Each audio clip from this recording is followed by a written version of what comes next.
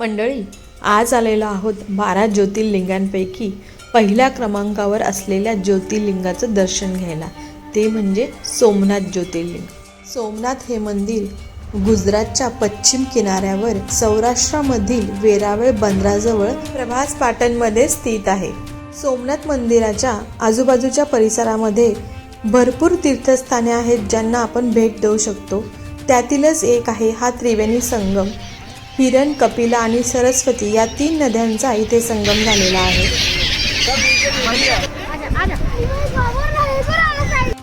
भगवान श्रीकृष्णाच्या पायाला जेथे बाण लागला ती जागा म्हणजेच भालका तीर्थ।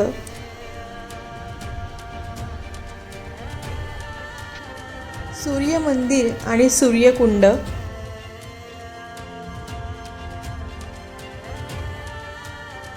हिंगलाज देवी स्थित असलेली पांडवकालीन गुफा, भगवान श्रीकृष्णाच्या पायाला लागलेला बाण जिथून सोडण्यात आला ती जागा म्हणजेच बाणगंगा, भगवान श्रीकृष्णांचे मोठे बंधू बलराम यांची गुफा म्हणजेच बलदेवजी की गुफा,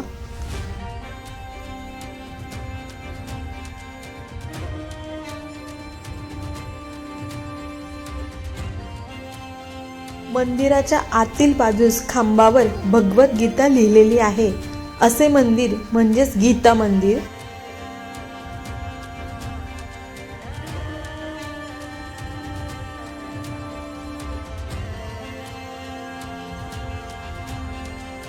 मंडळी, मागच्या सगळ्या व्हिडिओमध्ये मी तुम्हाला गिरनारबद्दलची माहिती सांगितली। आम्ही गिरनारवरून पुढे थेट गेलो सोमनाथला। संध्याकाळी 6:30 वाजता गिरनारवरून निघालो। वाटेमध्ये जेवण केलं आणि त्यानंतर आम्ही रात्री 10:15च्या दरम्यान सोमनाथला पोहोचलो। रात्री वेरावळमध्ये स्टे केला कारण सोमनाथमध्ये हॉटेल्सच मिळत नव्हते आणि सकाळी वेरावळमधून सोमनाथला येऊन पोहोचलो। वेरावळ हे भारतातील सर्वात मोठे मासेमारी केंद्र आहे। वेरावळ येथे मासेमारी संबंधित प्रक्रिया, कॅनिंग, फ्रीजिंग, त्याचप्रमाणे निर्यात यांसारख्या मत्स्य संबंधित उद्योगांचे मोठे जाळे आहे, जे अमेरिका, जपान आणि आखाती देशांमध्ये निर्यात करतात। त्यामुळेच आम्हाला वेरावळवरून सोमनाथला जाताना वाटेमध्ये अशा मोठ्या मोठ्या बोटी दिसल्या आणि मोठ्या बोटींप्रमाणेच आम्हाला या मोठ्या बोटी तयार कशा होतात तेही कळले, कारण या मोठ्या बोटींचे सांगाडेही आम्हाला रस्त्यात दिसले। मी तर माझ्या आयुष्यामध्ये हे पहिल्यांदाच पाहिलेलं आहे। हे सगळं पाहिल्यामुळेच आम्हाला मोठ्या बोटी कशा पद्धतीने बनवल्या जातात या गोष्टींचा एक थोडाफार अंदाज आला।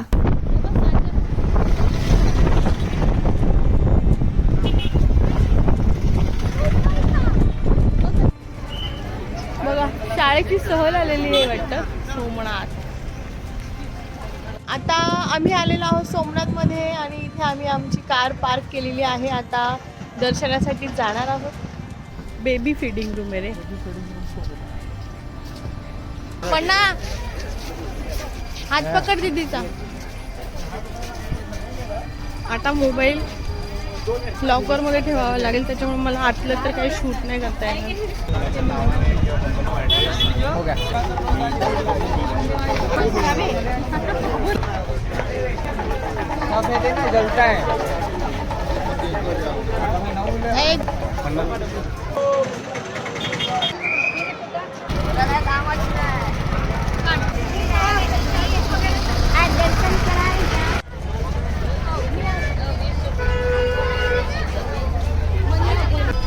मला दूध नाही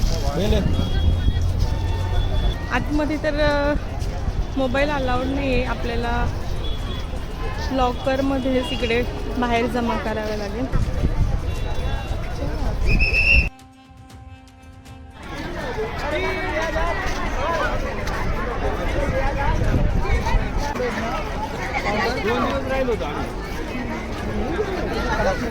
मोबाईल, पर्स हे सगळं जमा करायचं असतं आपल्याला इथे।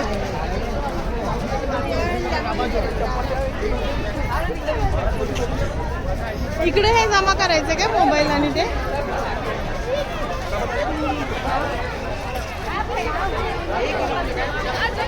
आपल्याला मोबाईल जमा करावा लागेल, इथे पर्स जमा करावी लागेल। आतमध्ये मंदिरात काहीच अलाउड नाही आहे। तुम्हाला निःशुल्क सेवा दिली जाते ही.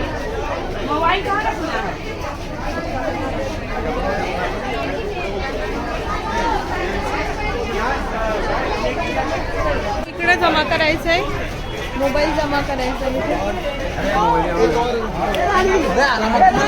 आमचं दर्शन झालेलं आहे. आतमध्ये मोबाईल अलाउड नव्हता. मी तुम्हाला मंदिर दाखवते. मंडळी, सोमनाथ ज्योतिर्लिंग हे ज्योतिर्लिंग गुजरातच्या सौराष्ट्र प्रदेशात अरबी समुद्राच्या किनाऱ्यावर असलेले हे पहिले ज्योतिर्लिंग आहे. हे ज्योतिर्लिंग चंद्राने दक्ष प्रजापतीच्या शापातून मुक्ती मिळण्यासाठी स्थापित केलेले ज्योतिर्लिंग आहे. त्यामुळे याला चंद्र म्हणजे सोमनाथाचा नाथ म्हणून सोमनाथ असे म्हटले जाते. सोमनाथ मंदिराचा उल्लेख स्कंद पुराणात, श्रीमद भगवद्गीतेमध्ये, ऋग्वेदात तसेच शिवपुराणात आढळतो. हे मंदिर एक ऐतिहासिकदृष्ट्या खूप महत्त्वाचे मंदिर आहे. सोमनाथाचे मंदिर हे इतके वैभवशाली होते की गजनीच्या मोहम्मदाने अनेकदा आक्रमण करून ते लुटले आणि या मंदिराचा विध्वंस केला. मधल्या काळात इंदूरच्या महाराणी अहिल्याबाई होळकर यांनी या मंदिराच्या जीर्णोद्धाराला मदत केली होती. सध्या अस्तित्वात असलेले हे मंदिर भारताचे पहिले उपपंतप्रधान सरदार वल्लभभाई पटेल यांच्या अथक प्रयत्नातून साकार झालेले आहे. हे मंदिर कैलास महामेरू प्रसाद या शैलीत बनवले गेलेले आहे. मंदिराच्या शिखरावरील कलशाचे वजन हे 10 टन आहे, तर ध्वजाची उंची ही 27 फूट आहे. इतिहासकारांच्या मते सोमनाथ मंदिर हे जवळजवळ 17 वेळा नष्ट करण्यात आले आणि प्रत्येक वेळी या मंदिराची पुनर्रचना करण्यात आली, तरी सुद्धा या मंदिराचे वैभव अजूनही अबाधित आहे.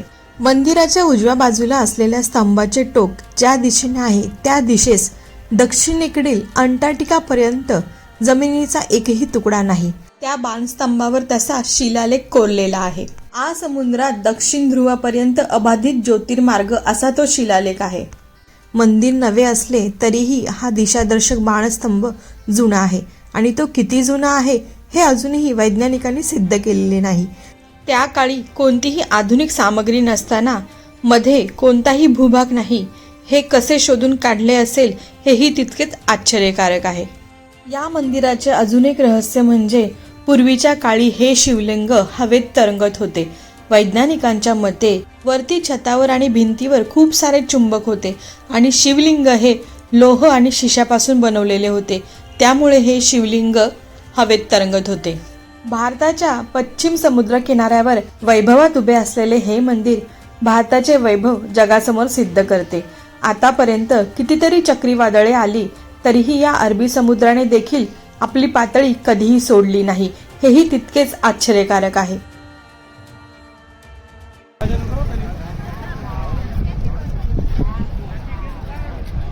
बघू, फोटो काढू, फोटो दाखव. हे पहा, आम्ही मस्त फोटो काढून घेतला. लोकल मंदिरं फिरवण्यासाठी पर पर्सन 100 रुपये बोलतोय तो. 600 रुपये बोलते आमचे सगळ्यांचे. आम्ही बार्गेनिंग करणार आहोत. नंतर तुम्हाला सांगते किती मध्ये रेडी झालं ते. संगम है, गीता मंदिर है, भालका तीर्थ है, बाण मंदिर है, हिंगलाज माता गुफा, सूर्य मंदिर, गीता मंदिर, कितना गाय गंगा. किती वेळ लागतो? आदि शंकराचार्य का क्या बोला आपने? आदि शंकराचार्य जी की गादी है. कितना टाइम मतलब लगता है उधर सब आए थे. कंप्लीट करने? 2.5 तास लागतो. 600 रुपये. कम करो.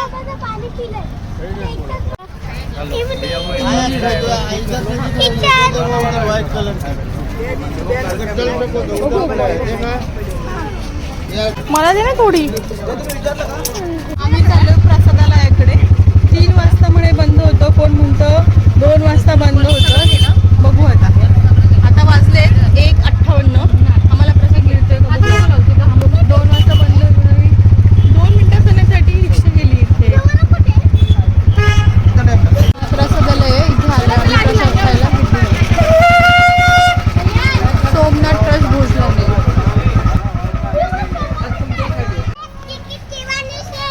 लई लेवाना 5 लाईन जावा.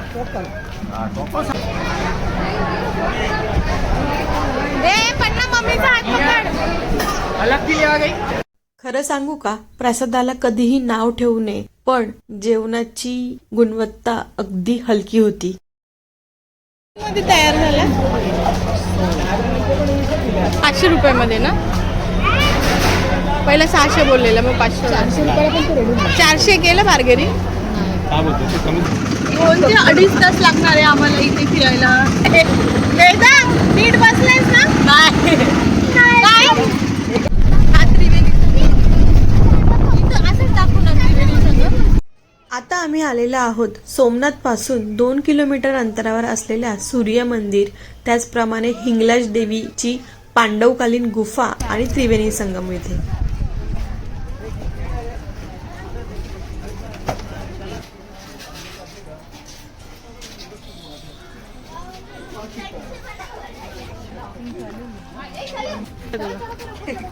तुला काय वाटतं मला समजत नाही काय.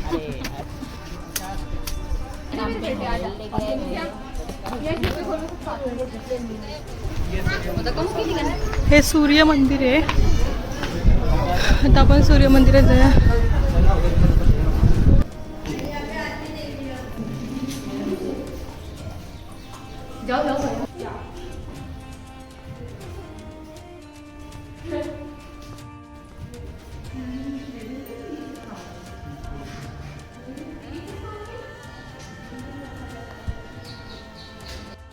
या सूर्य मंदिराची रचना ही चालुक्यकालीन आहे.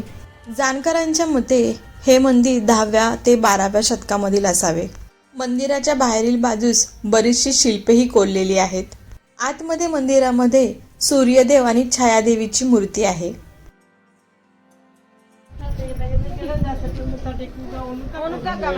ओके.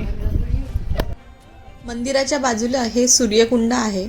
असं म्हणतात इथे स्नान केल्याने सगळे रोग निघून जातात.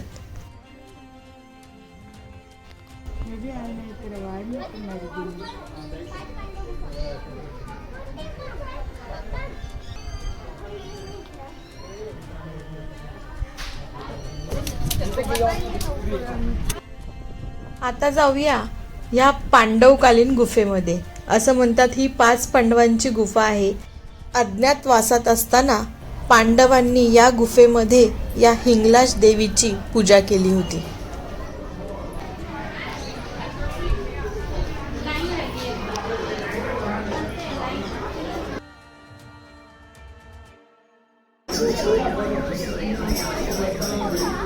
तुमचं झालं दर्शन. मग तुम्ही का बाहेर उभे. ही लोक लाईनीत आहे.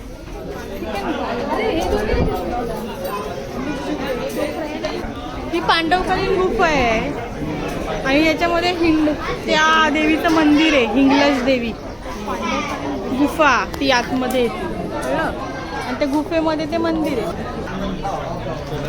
घुटन तर नाही होती. सफोकेशन तो नहीं होती अंदर.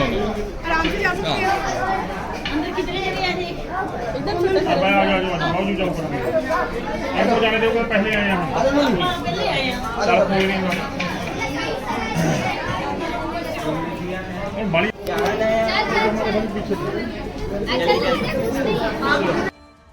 या गुफेत जाताना अगदी खाली वाकून बसून बसून जावे लागते.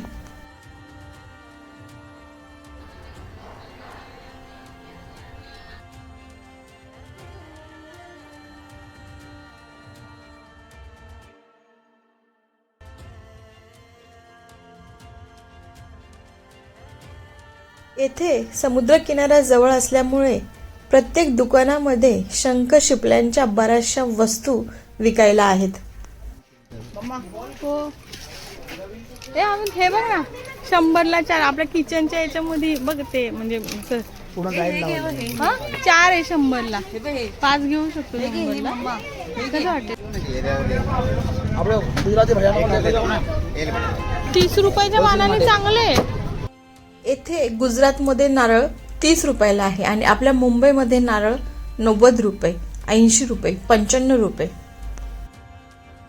सूर्य मंदिराच्या बाजूलाच हे कामनाथ महादेवाचं मंदिर आहे. आता तेथे आम्ही दर्शनासाठी चाललेलो आहोत.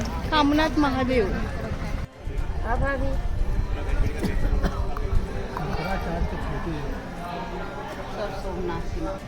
येथे नृसिंह भगवानांची मूर्ती आहे.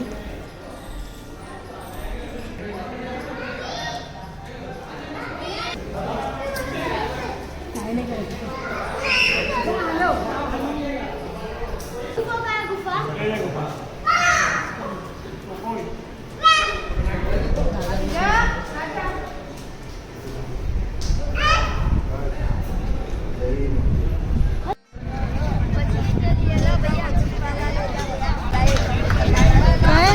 हिरण कपिला सरस्वती त्रिवेणी महासंगम. इलायची कैसे है? 100 रुपये का एक सब 100 का वाटा. ये क्या है? हिंग है ना? हिंग है. हाँ. ठीक आहे. 100चा वाटा. चला आता आपण आलेलो आहोत हिरण कपिला आणि सरस्वती यांच्या त्रिवेणी संगमावर.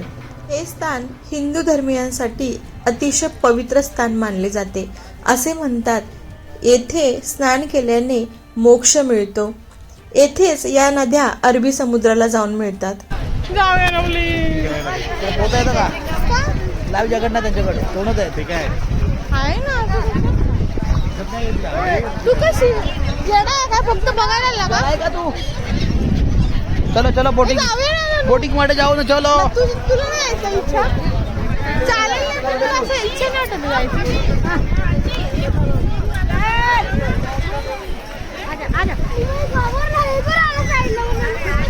ए, भारी ने.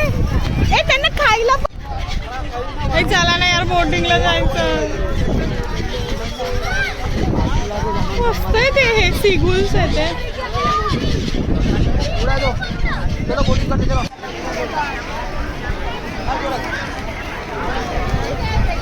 इथे बोटिंगची सुविधा अवेलेबल आहे आणि पर पर्सन 150 रुपये घेतात. हे पहा, अशा बोटी असतात आणि 150 रुपये पर पर्सन घेतात आणि थोडासा एक राऊंड मारल्यानंतर.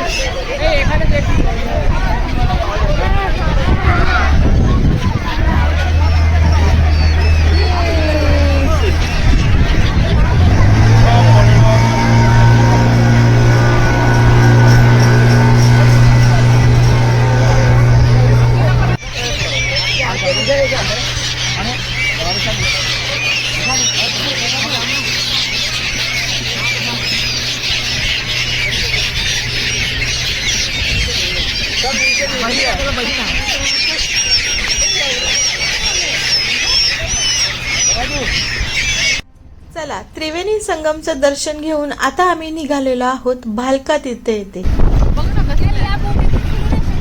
एवढा बोटी आहेत बघ ना.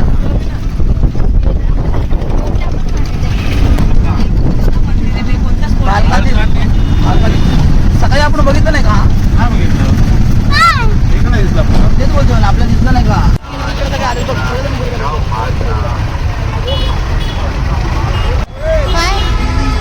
द्वारकाला कुठे? अगं द्वारकाला ते राहत होते मला.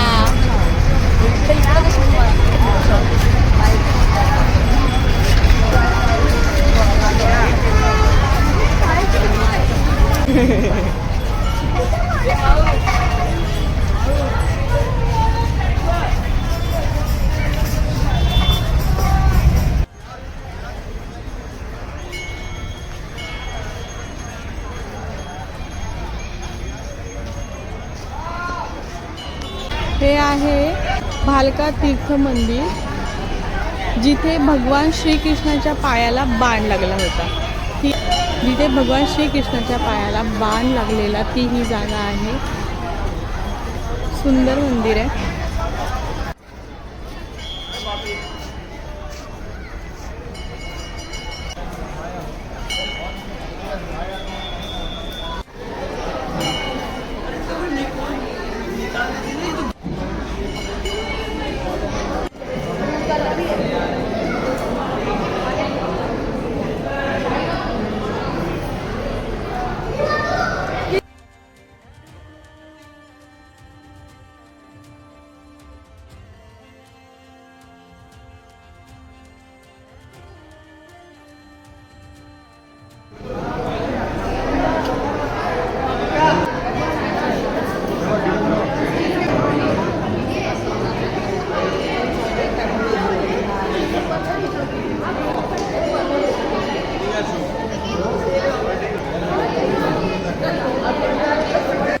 भालका तीर्थ हेच ते स्थान आहे जेथे जरा नावाच्या शिकाऱ्याने हरिण समजून श्रीकृष्णाच्या पायाला बाण मारला होता. जरा शिकारी भयभीत होऊन त्यांना शरण गेला. त्यावर भगवान श्रीकृष्णाने त्याला सांगितले, तू तर निमित्त मात्र आहे, याचा संबंध तुझ्या पूर्वजन्माशी आहे. तू पूर्वजन्मीचा बाली आहेस, ज्याचा मी राम अवतारामध्ये सुग्रीवच्या मदतीसाठी झाडामागून बाण मारून तुझा वध केला होता. ज्या पिंपळाच्या वृक्षाखाली भगवान श्रीकृष्णाला बाण लागला तो पिंपळाचा वृक्ष अजूनही तिथे आहे. असं म्हणतात तो वृक्ष 5000 वर्षांपूर्वीचा आहे.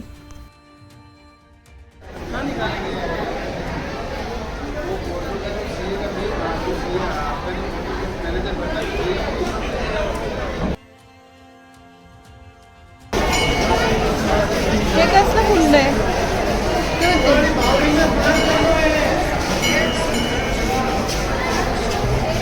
जेथे श्रीकृष्णांच्या पायाला बाण लागला ती ही जागा. मंदिराचं नाव आहे भालका तीर्थ. भालका तीर्थ मंदिर. चल.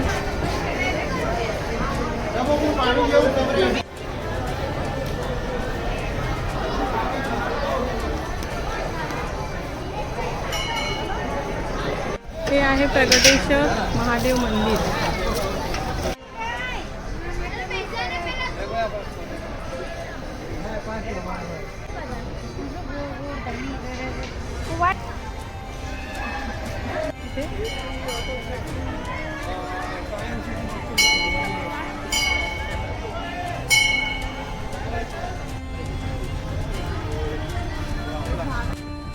भालका तीर्थाचं दर्शन घेऊन आता आम्ही निघालेलो आहोत बाणगंगेकडे.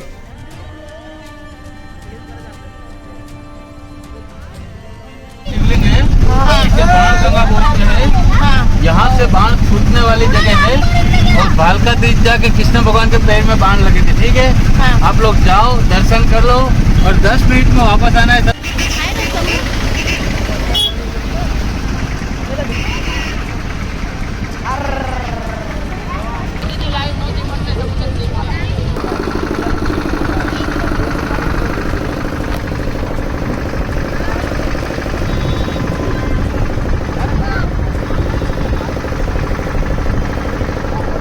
हे बाणगंगा स्थान आहे जिथून भगवान श्रीकृष्णाला जो बाण लागला तो बाण इथून सुटला गेला असं म्हटलं जातं. हे बाणगंगा तीर्थ आहे.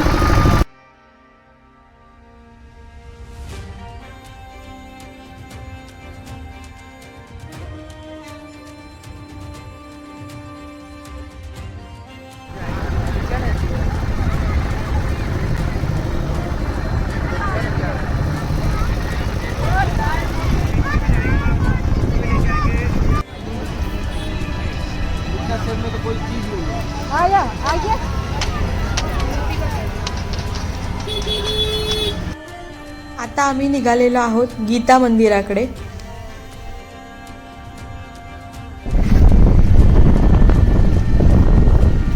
सगळे तिकडे भीड त्याच्यासाठी मी म्हणते असं का होईल?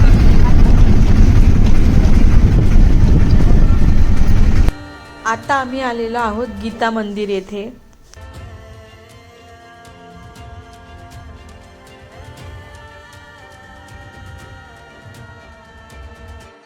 या मंदिरामध्ये संपूर्ण भगवद्गीता मंदिराच्या खांबांवर लिहिलेले आहे, म्हणूनच याला गीता मंदिर असे म्हणतात.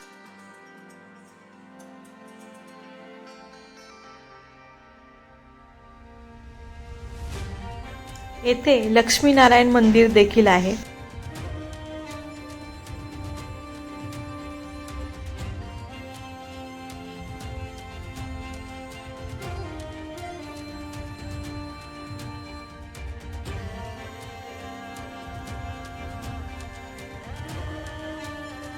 त्याचप्रमाणे येथे श्रीकृष्णाचे मोठे बंधू बलराम यांची गुफा आहे, म्हणजेच बलदेवची गुफा आहे.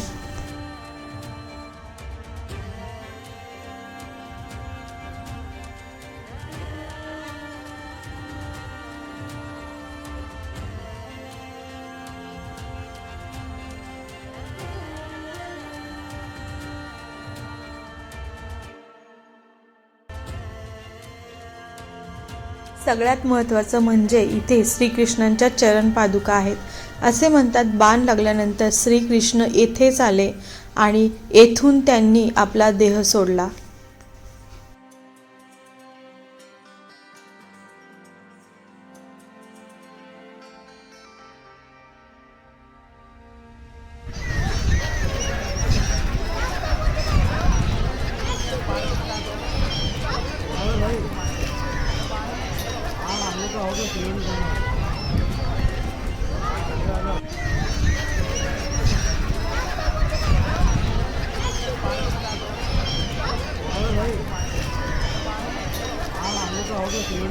तर मंडळी, सोमनाथचं दर्शन झाल्यावर आम्ही ऑटोवाल्याला 500 रुपये दिले आणि या 500 रुपयामध्ये तुम्हाला आत्ता मी दाखवलेली सगळी तीर्थस्थाने पाहिली आणि निघालो पुढच्या प्रवासाला, म्हणजेच द्वारकेला. मंडळी, पुढच्या व्हिडिओमध्ये मी तुम्हाला द्वारका दर्शन दाखवणार आहे, त्यामुळे पुढचा व्हिडिओ पाहायला विसरू नका. आणि चॅनलला जर सबस्क्राईब केलं नसेल तर नक्की सबस्क्राईब करा, लाईक करा, शेअर करा आणि हो, बेल आयकॉन दाबायला विसरू नका, म्हणजे तुम्हाला माझ्या पुढच्या व्हिडिओचे नोटिफिकेशन येईल आणि तुम्ही माझा पुढचा व्हिडिओ नक्की पाहू शकाल. मंडळी, पुन्हा भेटूया अशाच एखाद्या नवीन माहितीसह नवीन व्हिडिओमध्ये. तोपर्यंत बाय बाय.